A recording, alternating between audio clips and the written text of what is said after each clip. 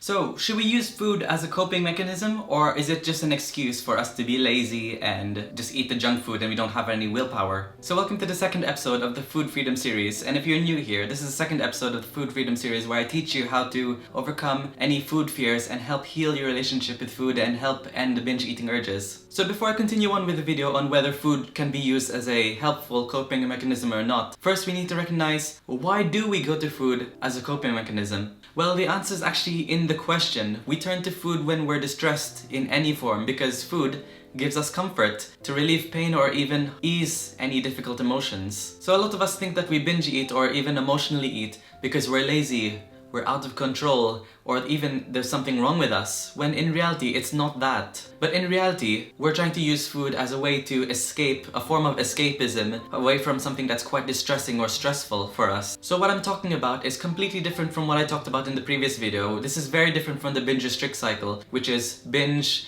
then you start to feel guilty, then you restrict, binge, guilty, restrict.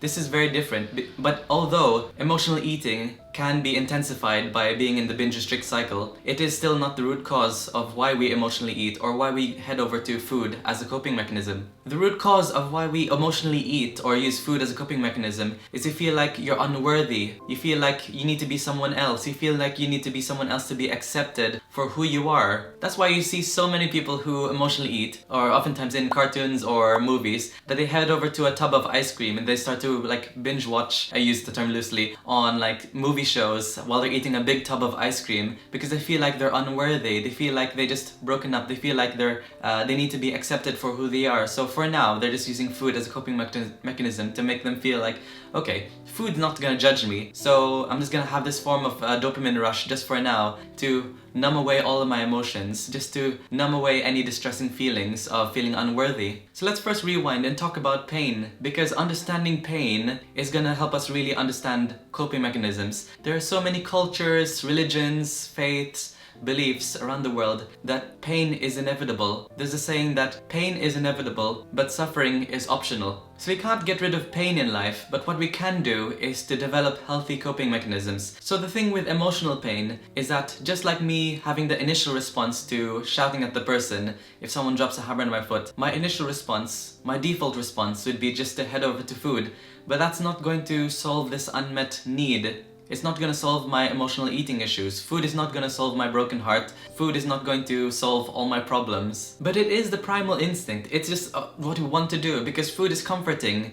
It fills a hole physically and mentally. It's just that quick thing that's easy to go to because it just makes us feel better. Although it could be helpful as a coping mechanism, just for that moment, it's not gonna solve your problem. And there's nothing completely wrong with going to food as a coping mechanism, which is probably the answer to this title of the video. But it only becomes a problem when food is your only and your main coping mechanism. So for example, you had a stressful day at work, you head over to food. You got shouted at, you head over to food. You didn't get the right test results in your math test, you head over to food as a coping mechanism. It's always your default. That's when it could lead to compulsive overeating and binge eating episodes, because you're just heading to food to solve those emotional problems when, aka, it's not really being solved, but you know what the deal. So turning to food becomes compulsive, it becomes automatic, it just becomes this autopilot thing that you head over to. So now that we established that food can be a coping mechanism, but it only becomes a problem when it becomes your only coping mechanism, or it's your go-to coping mechanism when you get any inconvenience in life. What should we do to break this cycle of turning to food easily all the time as a coping mechanism? So the first step to break this emotional eating pattern and being reliant on food is to first recognize what emotions are you feeling. So when you're struggling with a broken heart, for example, which is the go-to example, what are you feeling? Are you feeling scared? Are you feeling angry? What's the deeper emotion? So I'm going to include in the screen the emotional eating color wheel, and I want you to just look at it right now. If you're feeling some emotions right now, what are you feeling right now? What's the main emotion? What's the deeper emotion? And what's the deeper emotion in the most outer bit of the wheel? What are you feeling right now? I want you to comment. What are you feeling right now in the comments? And next, what I want you to do is when you have that emotion, I just want you to sit with it and just to look at it, just to feel that emotion. There's a neuroscientist called Jill Taylor that said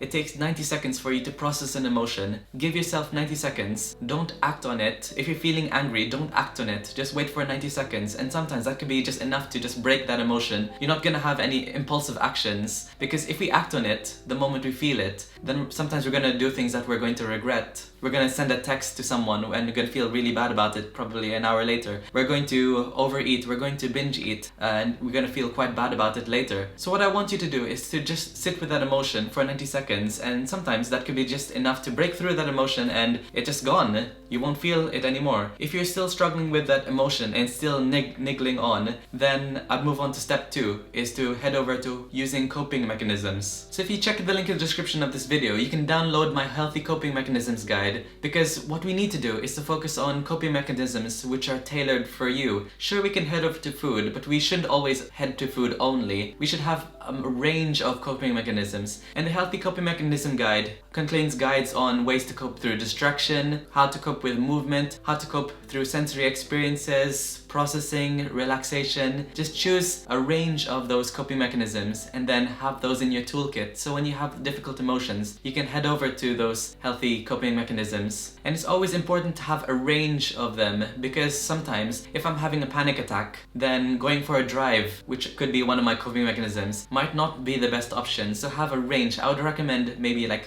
at least three coping mechanisms in each section. And whenever you head over to food as a coping mechanism, when you struggle with difficult emotions, it's alright to head over to food. I'm giving you permission. It's okay, you can head over to food, but we need to remove any judgment that you're bad, because food sometimes is what we need. Sometimes food will help ease difficult emotions. So in big summary of this video, here are my unpopular opinions which summarizes this video. Number 1, food can be a healthy coping mechanism, but it shouldn't be your only coping mechanism, because the more you turn to it, it becomes compulsive, and then it becomes autopilot, and then you become much more mindless, and it could lead to more binge eating episodes. Second is, when you head over to a coping mechanism, even if it's food, we must be present and mindful of it. It's easy to just head over to food as a coping mechanism, doing it mindlessly, compulsively, and we're not really enjoying the food. We're just there, just eating it on autopilot. When we're mindful and we're present in the moment, then we're much less likely to head over to it, because you've experienced the satisfaction from it. You're experiencing the nostalgia. You're able to sense, I want you to sense the flavors. What flavors? What's the texture? What's the consistency of the food? That's how you can practice mindful eating. And the more mindful you are of the food, then it becomes less likely that you're gonna head over to food mindlessly and overeat on those foods. Remove any judgment around it, be more mindful of it. So I hope you enjoyed this video, and check the link in the description once again to download the Healthy Coping Mechanisms guide, and I'll see you in the next video. See ya!